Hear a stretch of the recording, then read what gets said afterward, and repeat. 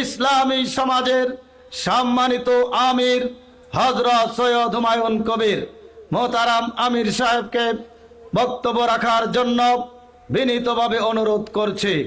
আসসালামু আলাইকুম ওয়া রাহমাতুল্লাহ।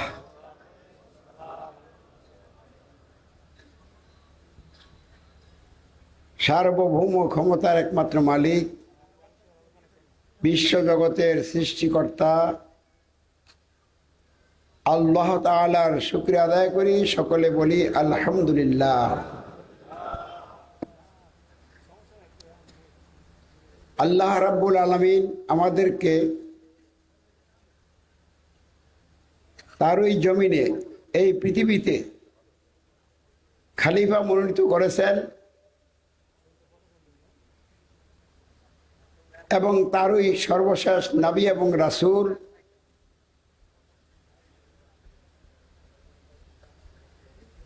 হযরত মুহাম্মদ সাল্লাল্লাহু আলাইহি সাল্লামের উম্মত বানিয়েছেন। এজন্য শুকরিয়া আদায় করা দরকার। তাই আবারও আমরা বলি আলহামদুলিল্লাহ। আল্লাহ রাব্বুল আলামিন বর্তমান বিশ্বের প্রতিটি রাষ্ট্রে আল্লাহর দেওয়া জীবন বিধান ইসলামের বিপরীত মানবরচিত ব্যবস্থা এবং মানবরচিত ব্যবস্থার ভিত্তিতে রচিত আল কোরআন বিরোধী সংবিধানের বিরুদ্ধে আন্দোলন এবং সংগ্রাম করার তৌফিক দিয়েছেন। এজন্য শুকরিয়া আদায় করা দরকার। আবারও আমরা বলি আলহামদুলিল্লাহ। সাথে সাথে রাসূল করিমের উপর দুরূদ পাঠ করি। আল্লাহুম্মা সাল্লি আলা মুহাম্মাদ ওয়া আলা আলি মুহাম্মাদ কামা সাল্লাইতা আলা ইব্রাহিম ওয়া আলা আলি ইব্রাহিম ইন্নাকা হামিদুম মাজিদ। আল্লাহুম্মা বারিক আলা মুহাম্মাদ ওয়া আলা আলি মুহাম্মাদ কামা বারাকতা আলা ইব্রাহিম ওয়া আলা আলি ইব্রাহিম ইন্নাকা হামিদুম মাজিদ। কল্যাণ ও শান্তি বর্ষিত হোক উপস্থিত অনুপস্থিত সকল ইমানদার নরনারী ভাই বোনদের উপর। বিভিন্ন দল মত পথের ধর্মের বর্ণের গোত্রের লোকেরা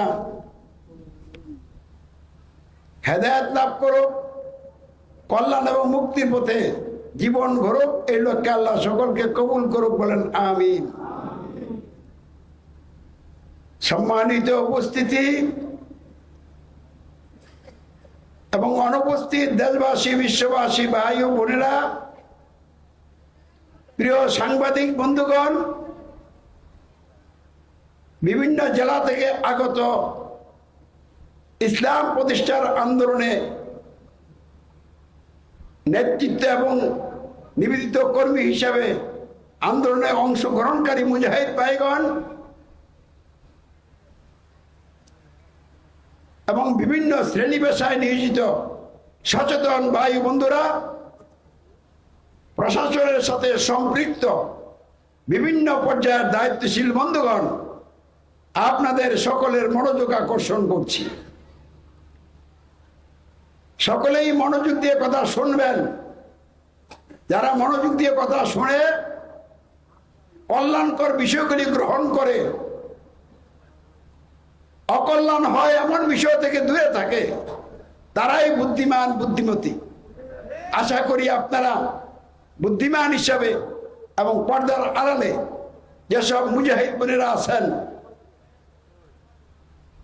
তারা বুদ্ধিমতী হিসাবে নিজেদেরকে আজকের এই বার্ষিক ইসলামী মাহফিলে পরিচয় দিবেন, বুদ্ধিটাকে কাজে লাগাইবেন। আমাদের দেশে মানুষ বুদ্ধি বন্ধক দিয়ে রেখেছে, যার কারণে স্বাধীনভাবে তারা সত্য কথাকেও বুঝতে পারছেন। মেহরবানি করে বুদ্ধিকে যে বন্ধক দিয়ে রেখেছেন, এই বুদ্ধির বন্ধককে মুক্ত করুন। কিভাবে আপনারা বুদ্ধি বন্ধক দিয়ে রেখেছেন আমি আর কি বুঝি। আলেম ওলামারা যা বলে, নেতা নেত্রীরা যা বলে, আপনি না বুঝে তাদের বুঝের উপরে আপনার অনন্ত অসীম পরকালের জীবনকে অন্ধভাবে সঁপে দিচ্ছেন। এর চেয়ে আর বড় ধরনের বোকামি আর কিছু হতে পারে না। আপনি দুনিয়ায় বিভিন্ন কাজ করেন, আপনার বুঝে যুক্তিতে যদি এটা গ্রহণযোগ্য না হয়, কারো কথার কারণে আপনি করেন না। সব অনলাইনে দুনিয়াবি কয়েকদিনের জীবন টোটাল প্রোগ্রামের অবস্থা আছে। একটু ভালোভাবে থাকার জন্য আপনি নিজের মেধা বুদ্ধিকে কাজে লাগিয়ে ব্যবসা বাণিজ্য করেন, অন্যান্য কাজ করেন, আর আখিরাতের মতো এত গুরুত্বপূর্ণ জীবনকে আপনি হুজুরের কাছে সবাই দিবেন, মুরব্বীর কাছে সবাই দিবেন, পীর মাশায়েখের কাছে সবাই দিবেন। ইসলামের নামে একজনের দল গঠন করলেই ওই দলের নেতার কাছে সঁপে দিবেন, এটা মারাত্মক বিভ্রান্তি ছাড়া আর কিছুই নয়। ইনশাআল্লাহ দেশ এবং জাতির মানুষকে, বিশ্বের মানুষকে এই বিভ্রান্তি থেকে মুক্ত করবো ইনশাআল্লাহ। ইতিমধ্যেই সারা দেশে এবং বিশ্বের আনাচে কানাচে আমাদের এই সত্য আওয়াজ প্রতিনিয়ত ধ্বনিত হচ্ছে, মানুষের মধ্যে বিপ্লব হচ্ছে, প্রশাসনে বিপ্লব পরিলক্ষিত হচ্ছে, বিভিন্ন দলের নেতা কর্মীদের মধ্যে একটা জাগরণ ভাব সৃষ্টি হয়ে গেছে ইনশাআল্লাহ। আজকের এই বার্ষিক মাহফিলকে এবং এই মাহফিল যে চেতনার উপরে অনুষ্ঠিত হচ্ছে, এই চেতনাকে কাজে লাগিয়ে আগামী দিনগুলিতে বাংলাদেশের আনাচে কানাচে জাহিলাতের বিরুদ্ধে ইসলামের পক্ষে তীব্র আন্দোলন গড়ে তুলতে হবে। কারো রাজি আছেন হাত তোলেন দেখি। ক্যামেরাম্যানের রাখবো ঘুরে সকল হাতগুলি বিশ্বের মানুষকে দেখিয়ে দেন। আমাদের আন্দোলন সরকারের বিরুদ্ধে নয়, আমাদের আন্দোলন প্রশাসনের বিরুদ্ধে নয়, আমাদের আন্দোলন কোন ব্যক্তি, কোন দল, কোন ধর্মের বিরুদ্ধে নয়। আমাদের আন্দোলন মানব রচিত ব্যবস্থার বিরুদ্ধে, গণতন্ত্রের বিরুদ্ধে, রাজতন্ত্রের বিরুদ্ধে, সমাজতন্ত্র ইত্যাদি সকল মানব রচিত ব্যবস্থার বিরুদ্ধে আমাদের আন্দোলন। আর মানব রচিত ব্যবস্থার ভিত্তিতে রচিত আল কোরআন বিরোধী সকল প্রকার সংবিধানের বিরুদ্ধে আন্দোলন। বাংলাদেশে আগামী দিনগুলিতে আমাদের সকলকে একসাথে হয়ে আন্দোলন গড়ে তুলতে হবে। বিশ্বের মানুষকে বুঝাই দিতে হবে আন্দোলন কাকে বলে। ফাঁসির মঞ্চ রেডি হবে, জেল জুলুম হুলিয়ে আসবে, কোনো কিছুকে পরোয়া না করে, সব কিছুকে উপেক্ষা করে ইসলামের জন্য ফাঁসির মঞ্চে ঝুলতে হবে। কারা রাজি আছে না তোলেন দেখি। হে মহান রব, এই হাতগুলি কবুল করো এবং এই লোকগুলির শাহাদাতের বিনিময়ে তোমার দিন এই জমিনে কায়েম করিয়ে দাও। সম্মানিত উপস্থিতি এবং মাইকের আওয়াজ আশপাশে এলাকায় যাদের কানে যাচ্ছে, সবকিছু বন্ধ করে দিয়ে মাহফিলের দিকে স্রোত সৃষ্টি করে এগিয়ে আসুন। জাহান্নাম থেকে আমাদেরকে বাঁচতেই হবে। বন্ধুরা আমার, মানুষের জীবনের মৌলিক সমস্যাগুলি কি? এই মৌলিক সমস্যাগুলি যদি চিহ্নিত করতে না পারেন, মৌলিক সমস্যাগুলির যদি সমাধান করতে না পারেন, কোন সমস্যার ওই সমাধান হবে না। হচ্ছে ওটা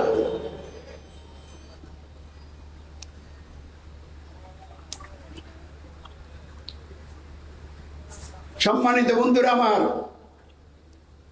বিশ্বব্যাপী মানবরচিত ব্যবস্থার ধারক বাহক নেতা নেত্রীদের দাপটে মানুষের জীবন বিপর্যস্ত হয়ে যাচ্ছে।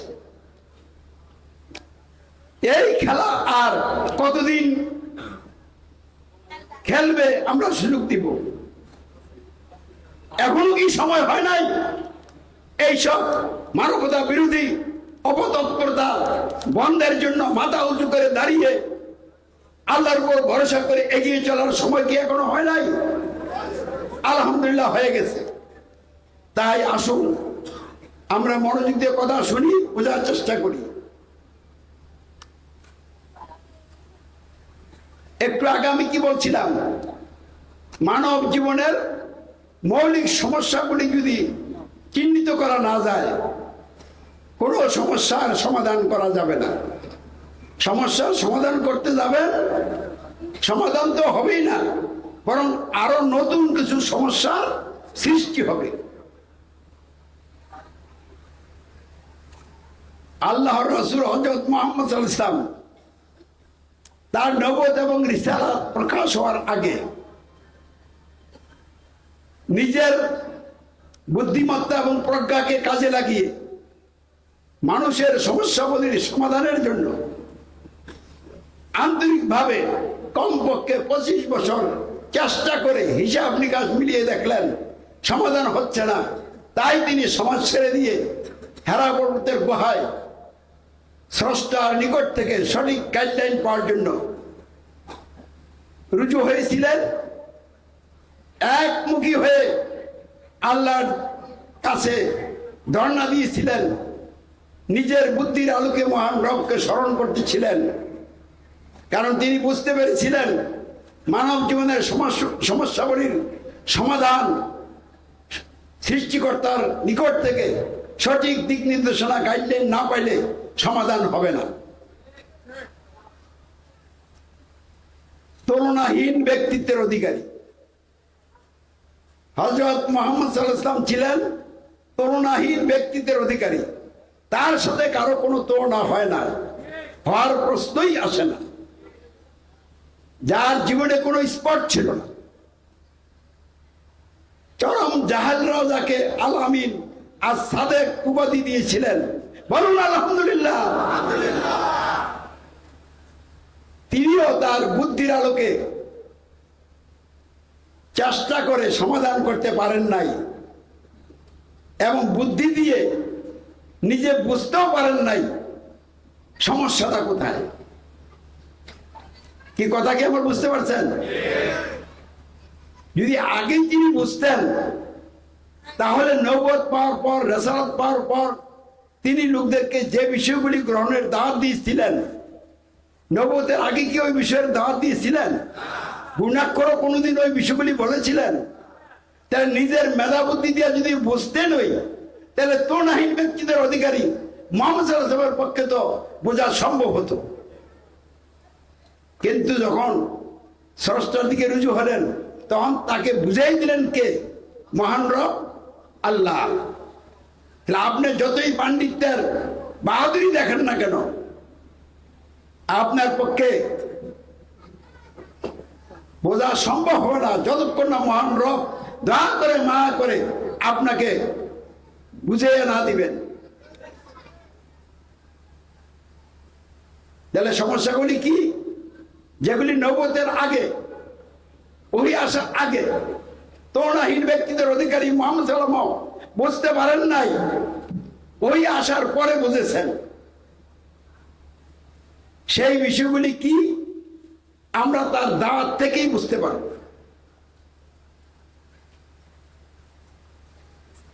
ওই আসার আগে তিনি কোনোদিন লোকদেরকে এই বলে আহ্বান করেন নাই, হে লোক সকল তোমরা তোমাদের রবের প্রতি ঈমান আনো। ইয়া আইয়ুহান নাস আমিনু বিরাব্বিকুম, হে লোক সকল তোমরা তোমাদের রবের প্রতি ঈমান আনো। এই দাওয়াত কি যিনি লোকদেরকে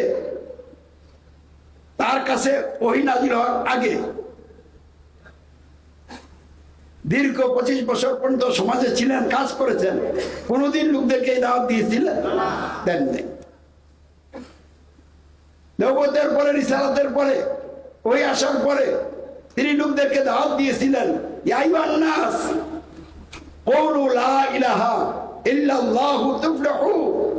হে লোক সকল, তোমরা বলো নেই কোনো ইলাহ, মাবুদ, দাসত্ব, আনুগত্য, উপাসনা পাওয়ার অধিকারী সত্তা একমাত্র আল্লাহ ছাড়া, তোমরা সফল কাম হবে। নবুয়তের আগে তিনি এই দাওয়াত কাউকে দিয়েছিলেন? তিনি কি লোকদেরকে ওই আসার আগে কোনোদিন বলেছিলেন আমি আল্লাহ রসুল, তোমরা আমার আনুগত্য করো? কারণ তখন তো উনি নিজেও জানতেন না তিনি যে আল্লাহর রসুল। আল্লাহর সকল নবী রসুলগণ তাদের কওমকে দাওয়াত দিয়েছেন, রবের প্রতি ঈমান আনো, রবের ইবাদত করো, আর আমি রবের মনোনীত রাসূল, বিশ্বস্ত রাসূল, তোমরা আল্লাহকে ভয় করো, আমার আনুগত্য করো। ফাত্তাকুল্লাহ ওয়া আতিউন, আল্লাহকে ভয় করো এবং আমার আনুগত্য করো। হযরত মুহাম্মদ সাল্লাল্লাহু আলাইহি ওয়াসাল্লাম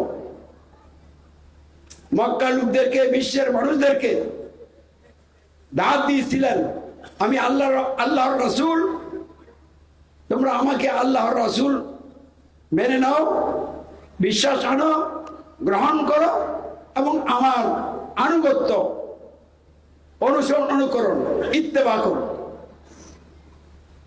তাহলে কয়টা বিষয়ের দাওয়াত দিয়েছিলেন? 1 নাম্বার রবের প্রতি ঈমান আনো, 2 নাম্বার রবের ইবাদত করো। ইয়া আইয়ুহান নাস উবুদু রাব্বাকুমুল্লাযী খালাকাকুম ওয়াল্লাযীনা মিন ক্বাবলিকুম লাআল্লাকুম তাত্তাকুন। হে মানুষ সকল, তোমরা তোমাদের সেই রবের ইবাদত করো যিনি তোমাদের এবং তোমাদের পূর্ববর্তীদের সৃষ্টিকর্তা। আশা করা যায় তোমরা সকল প্রকার ক্ষতি থেকে রক্ষা পাবে। এর মধ্যে তোমাদের সকল প্রকার ক্ষতি থেকে রক্ষা পাওয়ার বিষয় বিচরিত।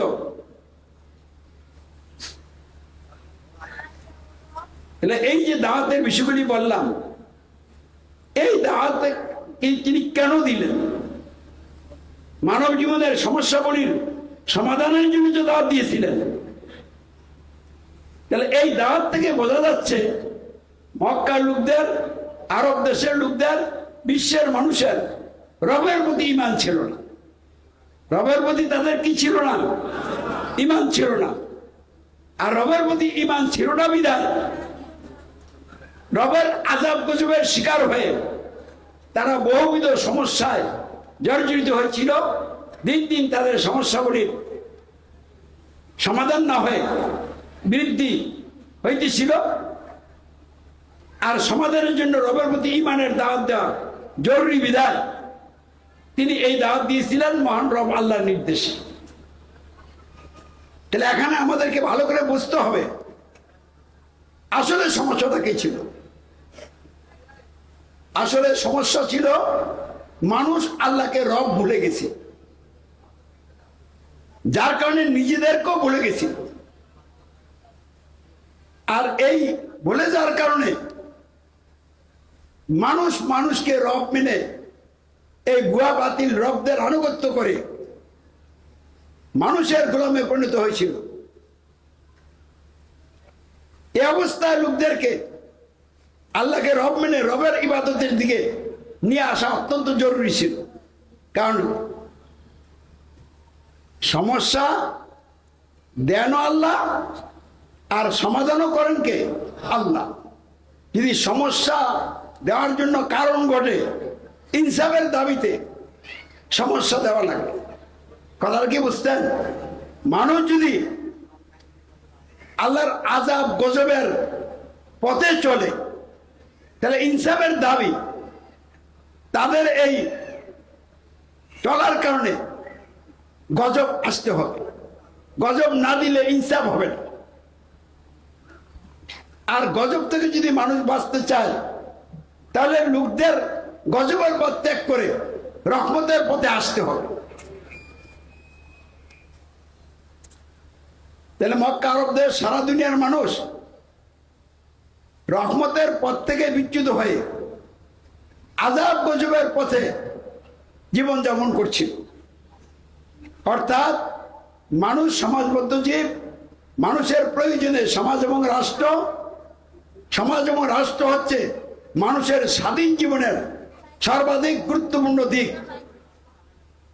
এই সমাজ এবং রাষ্ট্র গঠন পরিচালনার জায়গায় মানুষ যদি আল্লাহর পরিবর্তে মানুষকে ক্ষমতার মালিক, সমাজ রাষ্ট্রের মালিক মেনে নেয়, মানুষ যদি মানুষকে আইনদাতা এবং শাসনকর্তা মেনে নেয়, তাহলে মানুষ তাদের স্বাধীন জীবনের সর্বাধিক গুরুত্বপূর্ণ স্থান সমাজ এবং রাষ্ট্রের জায়গায় আল্লাহকে রব অমান্য করলো, মানুষকে রবের জায়গায় বসে আল্লাহকে রব অমান্য করলো, এর নাম হলো কুফর।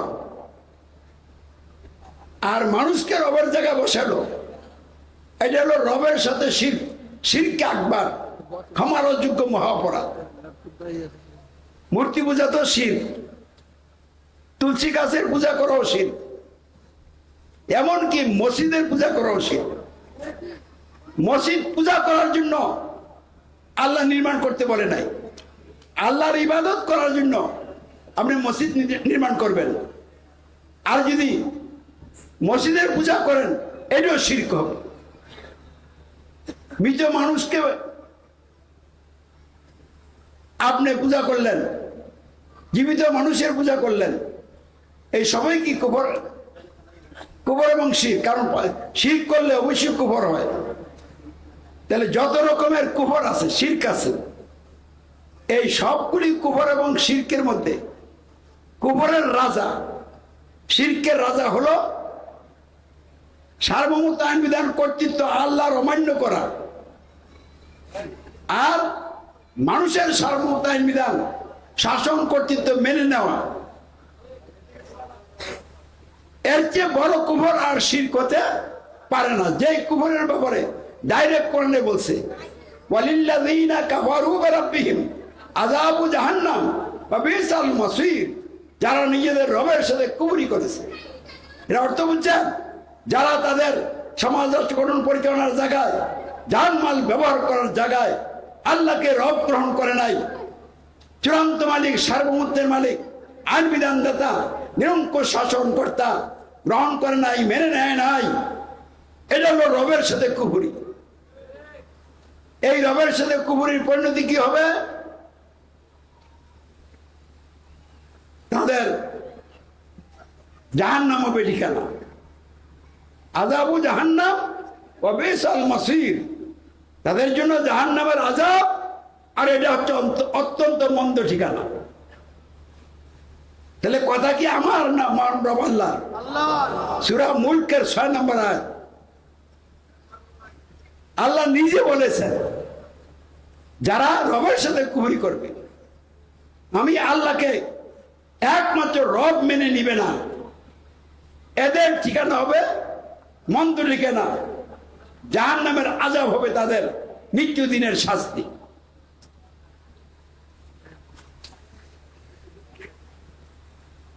তারপরে কি বলছে? সূরাতুল ফাতিরের 39 নম্বর আয়াতে, আয়াত বলতে গেলে সময় আমি শেষ করতে পারবো না, এই জন্য বাংলা অনুবাদ বলে দিচ্ছি। তিনি সেই সত্তা যিনি তোমাদেরকে জমিনে তার খলিফা বানিয়েছে। এমত অবস্থায় যে ব্যক্তি কুফরি করবে, মানে খলিফা হিসেবে দায়িত্ব পালন করবে না, তার এই অবাধ্যতা তার উপরেই বর্তাবে। কুফর করবেন আপনি, শাস্তি ভোগ করবে আরেকজনে না, যে কুফর করবে এই কুফরের কারণে তার উপরেই এই কুফরের শাস্তি বর্তাবে। কুফরকারীদের কুফরি তাদের জন্য তাদের রবের নিকট রবের রাগ ছাড়া, ক্রোধ ছাড়া আর কিছুই বৃদ্ধি করে না। কুফরকারীদের কুফরি তাদের জন্য ক্ষতি ছাড়া আর কিছুই বৃদ্ধি করে না। কুফর করলে রবের রাগ বাড়বে, কুফর করলে ক্ষতির মাত্রা খালি বাড়বে, কন্টিনিউয়াস। কুফরি ত্যাগ না করা পর্যন্ত আপনি ক্ষতি থেকে রক্ষা পাবেন। এভাবে পবিত্র আল কোরআনের বিভিন্ন জায়গায় কবরের পরিণতি সম্পর্কে আল্লাহ স্পষ্টভাবে কথা বলেছেন, যে কোনো মানুষ বুঝতে সক্ষম হবে। আল্লাহর কথায় তো ঘুরে আসে আল্লাহ বলেন না, তিনি সহজভাবে তার কথা বলে দেন। কারো পক্ষে এটা বুঝতে কঠিন হওয়ার কথা, কিন্তু তথাকথিত আলেম ওলামা পীর মাশায়েখরা এত কঠিন করে ফেলেছে। বালাগাত, ফাসাহাত, আরো কত কিছু, 16 প্রকার ইলম অর্জন না করলে কোরআনে যাইও না, আমরা যা কই তাই শোনো, এই কথা বইলা তাদের কাছে বন্দী করে রেখেছে মানুষ। কোরআন বুঝতে হলে এত প্রকার ইলম অর্জন করতে হবে না, ঈমান আনতে হবে। ঈমান আনলে আল্লাহর সাথে ডাইরেক্ট লাইন হয়ে যাবে, তখন আল্লাহর পক্ষ থেকে জ্ঞান চলে আসবে।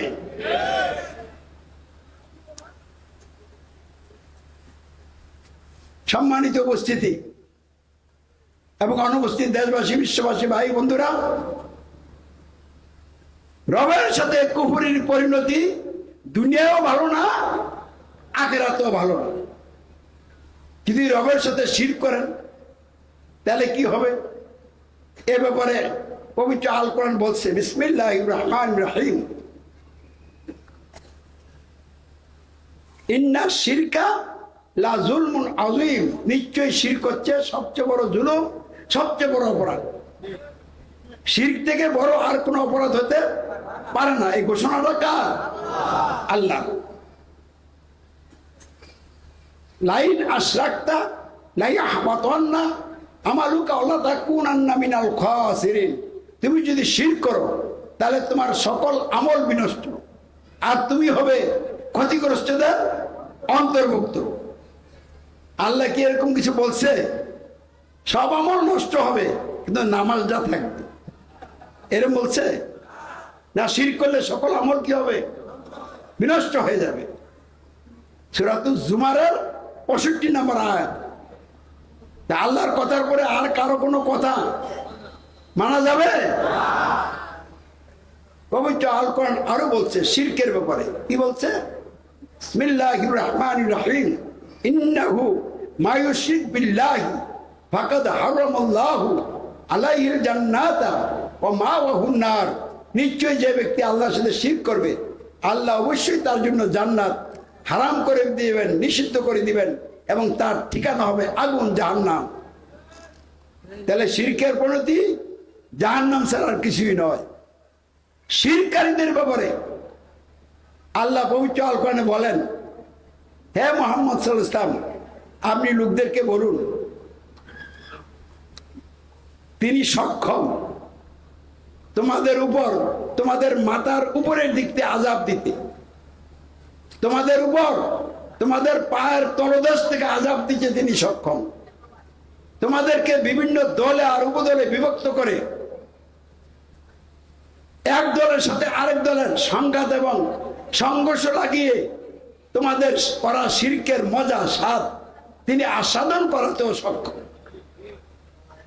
তাহলে আল্লাহর এই আয়াত সূরাতুল আনআমের 65 নম্বর আয়াত, এই আয়াত আল্লাহ জানিয়ে দিলেন শিরক করলে মাথার উপরের দিক থেকে আযাব নাজিল হয়। উপরের দিকের আযাব কি? অতিবৃষ্টি, অনাবৃষ্টি, শিলাবৃষ্টি, ঘূর্ণিঝড়, জলোচ্ছ্বাস, না অতিবৃষ্টি, অনাবৃষ্টি, শিলাবৃষ্টি, ঘূর্ণিঝড়, এগুলি ইত্যাদি, এগুলিও কি উপরের দিকের আযাব। আর পাহাড় তলদেশের আযাব কি? জলোচ্ছ্বাস, ভূমিকম্প, ভূমিধস, দাবানল।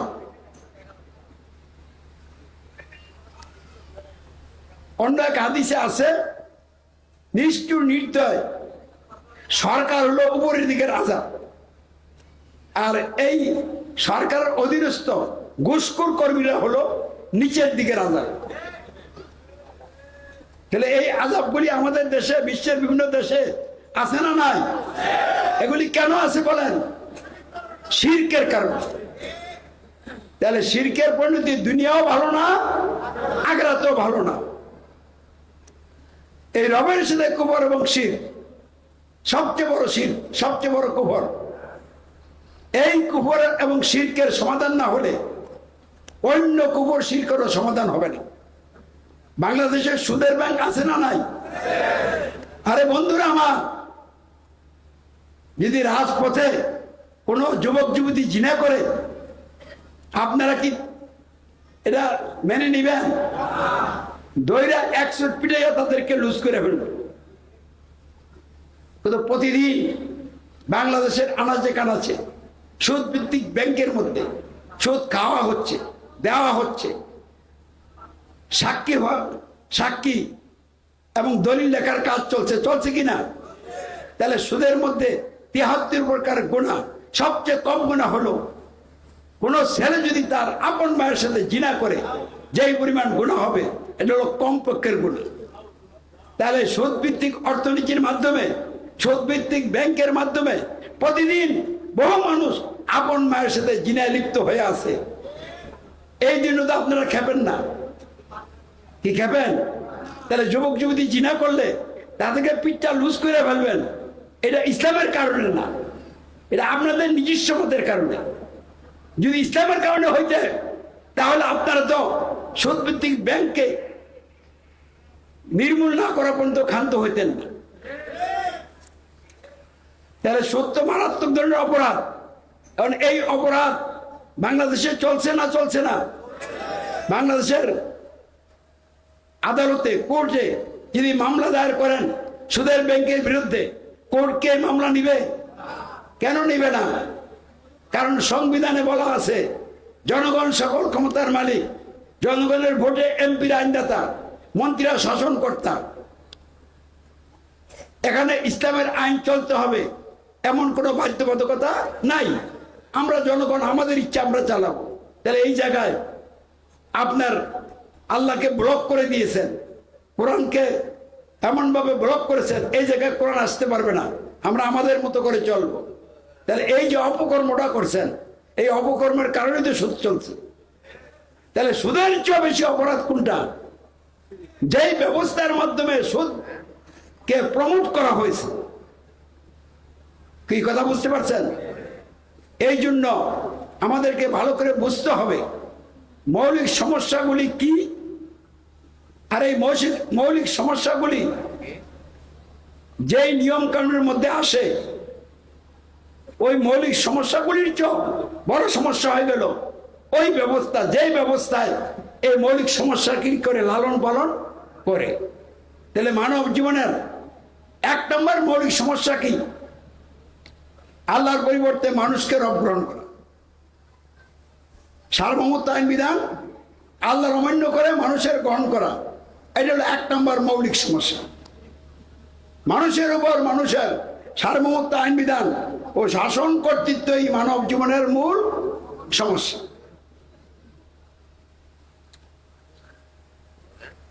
আচ্ছা, আমাদের মসজিদে আজান কটায়? 8টায়। তাহলে আজকে কি 15 মিনিট পরে আজান দিয়া জামাত হইলে কোনো সমস্যা আছে? তাহলে ইমাম সাহেবের দৃষ্টি আকর্ষণ করছি, আপনারা 15 মিনিট পরে 8:30 আজান দিবেন, 8:45 কি হবে? জামাত হবে। আর 9:45 জামাত হবে। 8:30 আজান আর 9:45 কি জামাত। আমরা অল্প সময়ের মধ্যে কথাগুলি শেষ করতে চাই। তাহলে 1 নম্বর সমস্যা কি? 1 নম্বর সমস্যা হচ্ছে মানুষের সার্বভৌমত্ব আইন বিধান শাসন কর্তৃত্ব। 2 নম্বর মৌলিক সমস্যা কি? মানুষের আইন পালনের মাধ্যমে মানুষের দাসত্ব। 3 নম্বর মৌলিক সমস্যা কি? মানুষের তৈরি আইন বিধানের ভিত্তিতে যারা নেতা নেত্রী সরকার, এইসব অবৈধ নেতাদের আনুগত্য, অনুসরণ, অনুকরণ। এই 3টা হলো মানুষের জীবনের মৌলিক সমস্যা, সমাজ এবং রাষ্ট্রের মৌলিক সমস্যা। 1 নম্বর সমস্যা কি বলেন? মানুষের সার্বভৌমত্ব আইন বিধান শাসন কর্তৃত্ব। 2 নম্বর সমস্যা কি? মানুষের আইন পালনের মাধ্যমে মানুষের দাসত্ব। 3 নম্বর মৌলিক সমস্যা কি? মানুষের সার্বভৌমত্বের অধীনে মানুষের আইন দিয়া যারা নেতা সরকার, এই নেতাদের আনুগত্য, অনুসরণ, অনুকরণ। তাহলে এই 3টা সমস্যা যেই ব্যবস্থায় মানুষের মধ্যে প্রতিষ্ঠা করে, ওই ব্যবস্থাটা কেমন সমস্যা? 3টা মৌলিক সমস্যার হোতা যেই ব্যবস্থা, ওই ব্যবস্থার চেয়ে তো বড় কোনো সমস্যা হতে পারে না। তাহলে গণতন্ত্রের মাধ্যমে সার্বভৌমত্ব, আইন বিধান কর্তৃত্ব সমাজে ও রাষ্ট্রে আল্লাহর অমান্য করে মানুষের প্রতিষ্ঠা করা হয়। গণতন্ত্রের মাধ্যমে আল্লাহর আইন পালনের পরিবর্তে মানুষের আইন পালনের মাধ্যমে মানুষের দাসত্ব করার ব্যবস্থা করা হয়। গণতন্ত্রের মাধ্যমে এমন নেতাদের আনুগত্য করার ব্যবস্থা করা হয় যারা মানুষের আইন বিধানের অধীন বন্দী, সীমা লঙ্ঘনকারী নেতা, তাগুদি নেতা। তাহলে গণতন্ত্র 3টা মৌলিক সমস্যাকে সমাজের রাষ্ট্রে মানুষের জীবনে প্রতিষ্ঠা করে কিনা বন্ধুরা? রাজতন্ত্র, সমাজতন্ত্র, সামরিকতন্ত্র, একনায়কতন্ত্র, যত তন্ত্রমন্ত্র আছে, এইসব বাতিল তন্ত্রের মাধ্যমে এই 3টা মৌলিক সমস্যাকে মানুষের জীবনে প্রতিষ্ঠা করে, লালন করে, পালন করে, সংরক্ষণ করে। অতএব গণতন্ত্র সহ সকল মানব পরিচিত ব্যবস্থা সবচেয়ে বড় মানব জীবনের সমস্যা। বাংলাদেশের সমস্যা গণতন্ত্র।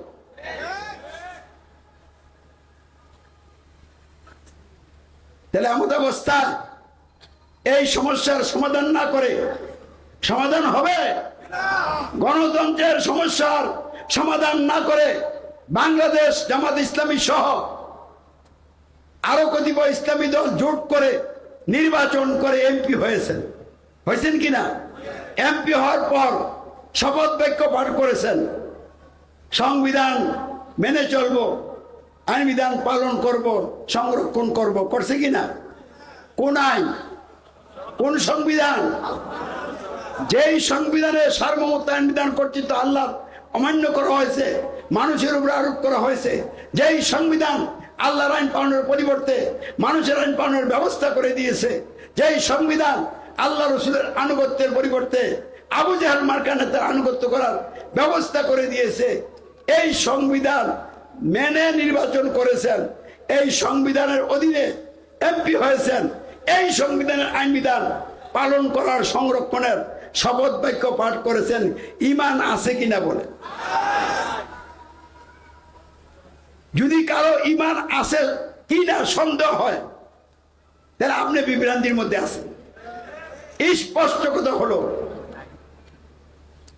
কোরআন বিরোধী কোন সংবিধান মেনে নিলে, কোরআন বিরোধী কোন সংবিধানের আনুগত্য স্বীকার করলে, কোরআন বিরোধী কোন সংবিধানের ধারক বা নেতা বা সরকারের আনুগত্য স্বীকার করলে 1 নম্বরে আল্লাহর প্রতি ঈমান বাদ হয়, থাকে না। 2 নম্বরে ইসলামের সাক্ষ্য অঙ্গীকার, আশহাদু আল্লা ইলাহা ইল্লাল্লাহ, এইটাও থাকে না। 3 নম্বরে আল্লাহর ইবাদত, দাসত্ব, আনুগত্য, উপাসনা বাস্তবায়নের অঙ্গীকার, আশহাদু আন্না মুহাম্মাদুর রাসূলুল্লাহ থাকে না। আর এই 3টা না থাকলে আপনার অবস্থান ইসলামে থাকে না। আপনার অবস্থান কোথায়? ইসলামের বাহিরে। তো ইসলামের বাহিরে থেকে আপনি নামাজ পড়বেন, রোজা করবেন, আমল করবেন, এবং এই আমল দিয়া জান্নাতে যাবেন, এবং হুজুররা জান্নাতের ফায়সালা দিয়ে দিব, এগুলি কি ইসলাম না জাহেলিয়া? আমাদের প্রিয় বাংলাদেশে, বিশ্বের বিভিন্ন দেশে দেশে গণতন্ত্রের নামে, রাজনীতির নামে মানবরচিত ব্যবস্থার জাহিলিয়াত প্রতিষ্ঠিত হয়ে আছে, এবং এই জাহিলিয়াতের অধীনে মানুষ বন্দী হয়ে দল গঠন করে জান্নাতে যাওয়ার স্বপ্ন দেখছে। এগুলি ধর্মীয় জাহিলিয়াত। ইভেন আমাদের বাংলাদেশ ও সৌদি আরব সহ মসজিদে যে নামাজ পড়া হচ্ছে, এই নামাজটাও জাহিলিয়াত। কারণ এই নামাজ সালাত নয়। কারণ যারা সালাত করবে, যাদের কপাল এবং নাক মাটির সাথে লেগে বলবে সুবহান রাব্বিয়াল আলা, সে আর কোনোদিন গণতন্ত্র মানতে পারে না, মানব রচিত কোনো ব্যবস্থা মেনে নিতে পারে না। তা আপনারা নামাজও পড়েন, গণতন্ত্র করেন, তাহলে আপনাদের এই সালাত, এটা কি কোরআন যে সালাতের কথা বলছে ওই সালাত? ওই সালাত করতে হলে প্রথম দেখতে হবে ইমাম সাহেবের ইমান আছে কিনা। আমাদের বাংলাদেশের এবং সৌদি আরব এবং পৃথিবীর বিভিন্ন মসজিদের যারা ইমাম সাহেবরা আছেন, তারা কি তাদের দেশের সমাজে রাষ্ট্রে যে ব্যবস্থা প্রতিষ্ঠিত, যে সংবিধান প্রতিষ্ঠিত, আল কোরআন বিরোধী সংবিধান, এসবের বিরুদ্ধে বিদ্রোহ ঘোষণা করেছেন? তাহলে তাগুতের বিরুদ্ধে বিদ্রোহ না করা পর্যন্ত কেউ কি ইমানদার হতে পারে? তাহলে ইমান শূন্য অবস্থায় আপনারা আছেন, এবং এই ইমান শূন্য অবস্থা আপনারা মসজিদের ইমাম হয়ে ইমামতি করছেন। এটা কি ইমানের তাগিদে ইমামতি, না পয়সার জন্য ইমামতি? তাহলে কোন মসজিদে সালাত হচ্ছে না, যে নামাজটা এটা ইসলামের বিধান না, এরকম বিধান ইসলাম করতে বলে নাই। তাহলে নামাজটা কি এখন সমাজে যেটা আছে এটা ইসলাম? এটা ইসলাম না, এটাও কুফরি নামাজ, শিরকি নামাজ। তাহলে কোন ইমানদার ব্যক্তি এই কুফরি নামাজের সাথে, এই কুফরি শিরকি নামাজের সাথে থাকতে পারে না। এই জন্য আমি আলহামদুলিল্লাহ এই তথাগত ইমামদের পিছনে ইক্তেদা করি না। আমি ইমানদার ইমাম পাইলে তার পিছনে ইক্তেদা করি। কোনো কারণে কোনো ইমামের পিছনে যদি ইক্তেদা করিব, সালাত আবার নিজের দৌড়াইয়া পড়ি, কারণ দৌড়াইয়া পড়ার তো একটা বিধান আছে। তো বিধানটা এই জন্য আছে প্রেক্ষাপটের কারণে। যা হোক, গণতান্ত্রিক জাহিলিয়াত এবং গণতন্ত্রের অধীনে ধর্মীয় জাহিলিয়াত, এই যে বহু রকমের জাহিলিয়াত চলছে, একসাথে সব জাহিলিয়াতের বিরুদ্ধে বিদ্রোহ করে একমাত্র আল্লাহর সার্বভৌমত্বের বিধান, শাসন কর্তৃত্বের প্রতি দৃঢ় বিশ্বাস এনে যে ব্যক্তি বলবে রব্বুন আল্লাহ, আল্লাহ আকবার, সে ঈমান আনয়নকারী ব্যক্তি, এবং সে অবশ্যই সাক্ষ্য অঙ্গীকার দিবে দাসত্ব আনুগত্য বসন একমাত্র আল্লাহর, অন্য কারো নয়, এবং আরোই বাস্তবায়নে শর্তের আনুগত্য অনুকরণ একমাত্র হযরত মুহাম্মদ সাল্লাল্লাহু আলাইহি ওয়াসাল্লামের, অন্য কারো নয়। এভাবে যারা ইসলাম গ্রহণ করবে তারাই শুধুমাত্র ইমানদার মুসলিম।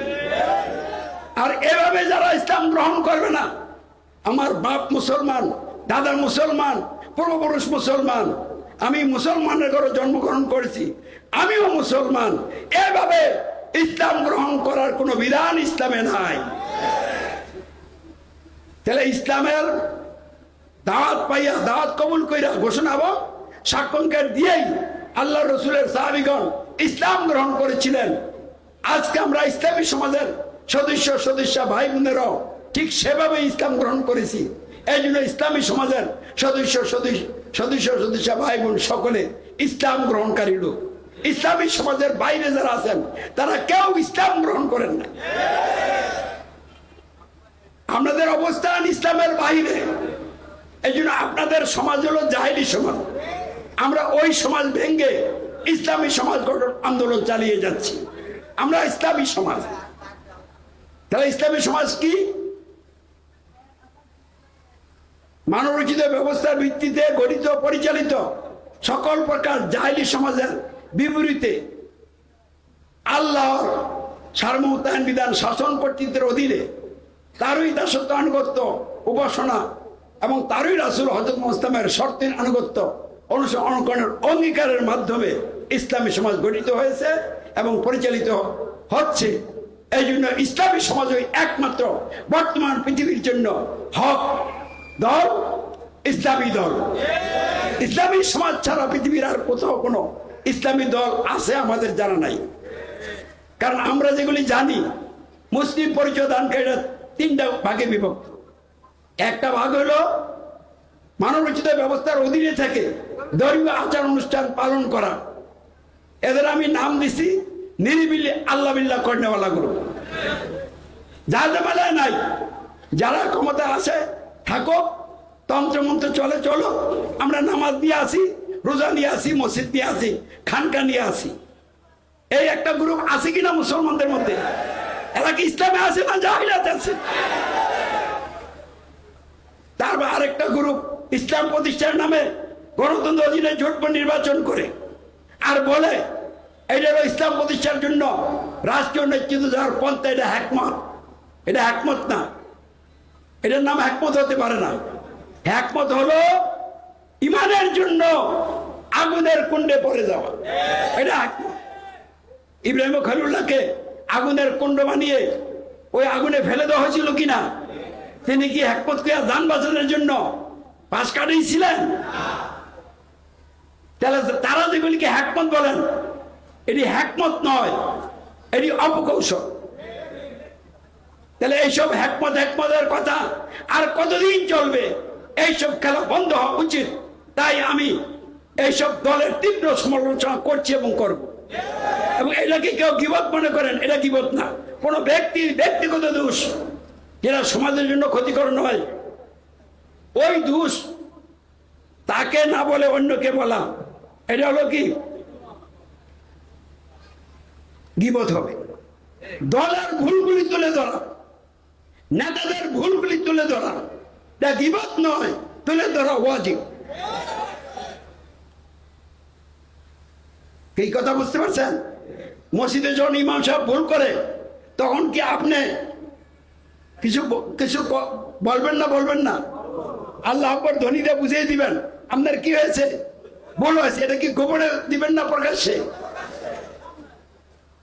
তাহলে নেতাদের ভুল প্রকাশ্যে বলতে হবে, কারণ নেতার কারণে মানুষ ক্ষতিগ্রস্ত হয়, আবার নেতার কারণে মানুষ কি হয়, ক্ষতির থেকে রক্ষা পায়। আবু জাহেলের নেতৃত্বে মানুষ ক্ষতিগ্রস্ত হয়েছে, মুহাম্মদ রাসূলুল্লাহ সাল্লাল্লাহু আলাইহি ওয়াসাল্লামের নেতৃত্বে মানুষ ক্ষতি থেকে রক্ষা পেয়ে জান্নাতি মেহমান হয়েছে। তাহলে নেতা কয় ধরনের? দুই ধরনের, আযাব গজবের নেতা, জাহান্নামের নেতা, আর রহমতের নেতা, লোকদেরকে জান্নাতে নিয়ে যাওয়ার নেতা। আলহামদুলিল্লাহ আমি আল্লাহর রহমতের নেতা, লোকদেরকে জান্নাতে নিয়ে যাওয়ার জন্য নেতা। আর গণতন্ত্র, রাজতন্ত্র, সমাজতন্ত্র, সামরিকতন্ত্র ইত্যাদি মানবরচিত ব্যবস্থার ভিত্তিতে যারা নেতা নেত্রী সরকার, এরা হলো আযাব গজবের নেতা, জাহান্নামের নেতা। তাহলে এখন ফায়সালা করতে হবে, জাহান্নামের নেতাদের সাথে থাকবেন না জান্নাতের পথে যে নেতা এগিয়ে চলছে এই নেতার সাথে আপনারা সম্পৃক্ত হবেন। এই ফায়সালা আপনাদেরকে করতে হবে। কারা কারা ফায়সালা করবেন? হাত তো তোলেন দেখি। তাহলে জাহান্নামের কোন নেতার সাথে আমরা চলবো না, জান্নাতের যিনি নেতা সেই নেতার সাথেই চলবো, ইসলামী সমাজের সাথেই থাকবো। সরকার, প্রশাসন, জনতা ইসলামী সমাজের সাথে গড়ে তোলা একতা।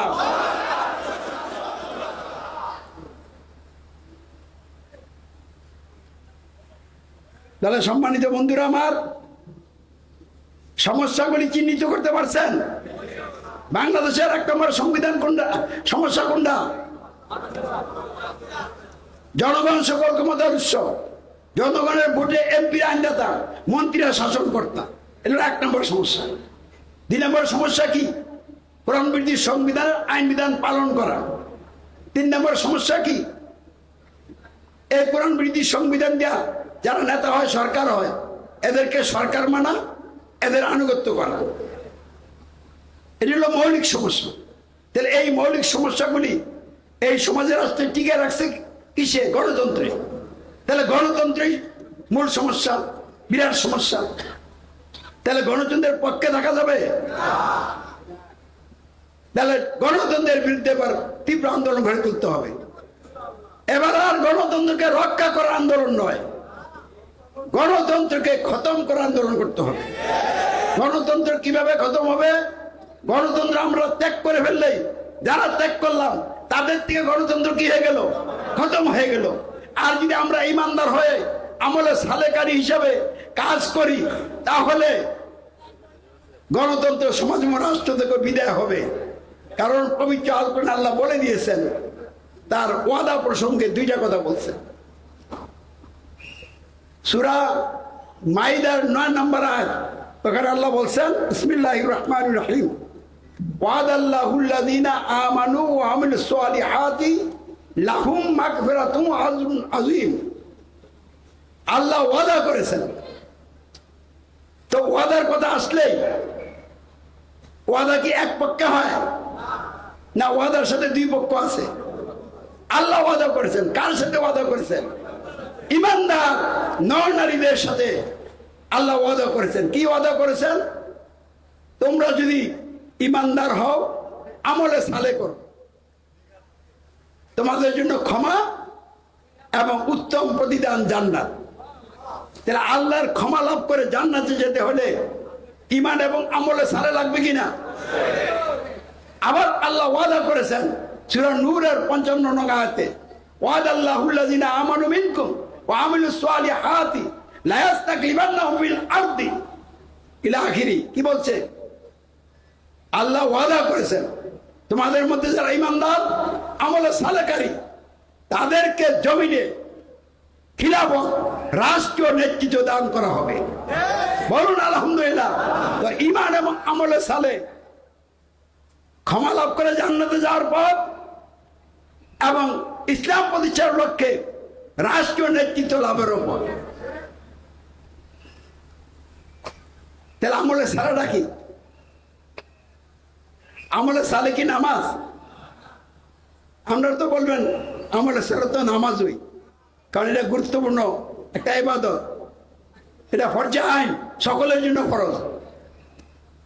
তাহলে একটা উদাহরণ দেই। একজন মহিলা গরিব, তো মহিলাটা গরিব হওয়ার কারণে তার যাকাত দিতে হবে, হজ করতে হবে। এই মহিলাটা মাসিক হয়েছে, আর নামাজ পড়তে হবে, রোজা রাখবে। তাহলে গরিব হওয়ার কারণে হজ যাকাত বাদ, আর মাসিক হওয়ার কারণে নামাজ রোজা বাদ। তাহলে এখন এই অবস্থায় মহিলাটা মারা গেলে যদি এটারে আপনি আমলে সালে কর, তাহলে আমলে সালে বাদ দিয়ে তো মরল। অথচ আল্লাহ বলছেন ঈমান এবং আমলে সালে থাকলে ক্ষমাও করবেন, জান্নাতও দিবেন। তাহলে বোঝা গেল এই নামাজ আমলে সালে না, এটা আমল। কারণ এটার জন্য তো পবিত্র হওয়া লাগে। তাহলে আমলে সালে পবিত্র হলে করবেন, আর অপবিত্র অবস্থায় করবেন না, এটা আবার কেমন কথা হলো? এই জন্য আমলে সালে কি? আমলে সালে ওই আমল যে আমলটা পবিত্র অবস্থাও করা যাবে, অপবিত্র অবস্থাও করা যাবে, ধনীও করতে পারবে, গরিবও করতে পারবে। সে আমলে সালাটা কি? যদি সমাজের রাষ্ট্রে ইসলাম প্রতিষ্ঠিত না থাকে, জাহিলাত প্রতিষ্ঠিত থাকে, তো জাহিলাত ত্যাগ করে ইসলাম গ্রহণ করে ইমানদার হইতে হবে। হওয়ার পরে বসে থাকা যাবে না। আপনি যে জাহিলাত ত্যাগ করছেন আর ইসলাম গ্রহণ করছেন, এই ত্যাগ এবং গ্রহণের কথা লোকদেরকে জানাইতে হবে ঘোষণা এবং সাক্ষ্যের মাধ্যমে। এই যে জাহিলাত ত্যাগ করে ইসলাম গ্রহণ করলেন, এই ত্যাগ এবং গ্রহণের কথাটা বারবার মানুষের কাছে আপনি জানাবেন, এটা আমলে সালে। আর লোকদেরকে জাহিলাত ত্যাগ করে ইসলাম গ্রহণ করার জন্য নিজের সময় এবং অর্থ কুরবানি করে অব্যাহতভাবে দাওয়াতি কাজ চালিয়ে যাবেন, এইটা হলো আমলে সালে। বাংলাদেশে আমলে সালে কি? গণতন্ত্রের বিরুদ্ধে বলতেই থাকবেন, আর লোকদেরকে গণতন্ত্র ত্যাগ করে ইসলাম গ্রহণের দাওয়াত দিতেই থাকবেন। এই জন্য কর্মসূচি গ্রহণ করবেন, এই জন্য মানুষের ধারে ধারে যাবেন, এটা হবে আমলে সালে। তা ইসলামী সমাজের লোকেরা এই আমলে সালে করেনি, তাহলে ইসলামী সমাজের লোকদের ঈমানও আছে, আমলে সালেও আছে। অন্যান্য ইসলামী দল যারা গণতন্ত্রের জোট নির্বাচন করে, তারা কি গণতন্ত্রের বিরুদ্ধে কথা বলে? তারা কি লোকদেরকে গণতন্ত্র ত্যাগ করে ইসলাম গ্রহণের দাওয়াত দেয়? তাহলে তারা কেউ আমলে সালে করছে, ঈমানও নাই, আমলে সালেও নাই, আল্লাহর ক্ষমাও নাই, জান্নাত হবে না। আর এইভাবে কাজ করে জাহিলাতের গোলাম হওয়া যাবে, ইসলাম প্রতিষ্ঠা করা সম্ভব হবে না। গণতন্ত্রের জোট নির্বাচন, সশস্ত্র লড়াই, সেরাকু গণ আন্দোলন, গণ অভ্যুত্থান, এগুলি সব শয়তানি কর্মকাণ্ড, একটা ইসলাম প্রতিষ্ঠার কাজ নয়। ইসলাম প্রতিষ্ঠার কাজ একমাত্র হচ্ছে মানুষের সার্বভৌমত্ব আইন বিধান শাসন কর্তৃত্বের বিরুদ্ধে বিদ্রোহ করে সার্বভৌমত্ব আইন বিধান শাসন কর্তৃত্ব একমাত্র আল্লাহর গ্রহণ করে রব্বুন আল্লাহ ঘোষণা দিয়ে আল্লাহ আকবর ঘোষণা দিয়ে এর উপরে দৃঢ় থাকা, মানুষের রচিত সংবিধানের আনুগত্য ত্যাগ করে স্বীকার করে আল কোরআন আইন বিধান পালনের পাকাপোক্ত অঙ্গীকার করে আশহাদু আল্লাহ ইলাহা ইল্লাল্লাহ সাক্ষ্যঙ্কার দিয়ে এর মধ্যে দৃঢ় থাকা, মানুষের তৈরি আইন বিধানের ধারকবাহক নেতা সরকারের আনুগত্য অনুকরণ ত্যাগ করে আল্লাহ রাসূল হযরত মুহাম্মদ ইসলামের শর্তের আনুগত্য গ্রহণ করে এর সাক্ষ্যঙ্কার দেওয়া আশহাদু আন্না মুহাম্মাদ রাসূলুল্লাহ এবং এর উপরে দৃঢ় থাকা এবং এই বিষয়ের ভিত্তিতে যিনি আমির, আল্লাহর সার্বভৌমত্বের ভিত্তিতে তার আইন বিধানের প্রতিনিধিত্বকারী আমির, আল্লাহর মনোনীত আমির, আলহামদুলিল্লাহ আমি আল্লাহর মনোনীত আমির, এই আমিরের নেতৃত্বের আনুগত্যে বায়াত গ্রহণ করে এর উপরে দৃঢ় থেকে লোকদেরকে এই মহাসত্য বিষয়গুলি জানানো বুঝানো, জাহিলাত ত্যাগ করে ইসলাম গড়ের দাওয়াত দিতে থাকা, এইগুলি হলো আমলে সালে। তাহলে এই আমলে সালে ইসলামী সমাজেই করছে। অনেকে বলে ইসলামী সমাজের লোকদের আমল নাই, অনেক ত্রুটি আছে আমাদের, কিন্তু আমলে সালে ইসলামী সমাজেরই আছে। বাকি আমলগুলি ত্রুটি থাকলে আল্লাহ মাফ করে দিবেন এবং অল্প আমলেই যথেষ্ট হয়ে যাবে, এটা আল্লাহ রাসূলই বলেছেন। তাই আজকে আমরা এই পর্যায়ে এশার জামাতের বিরতি দিয়ে দিচ্ছি, আমি ঘোষণা করে দিচ্ছি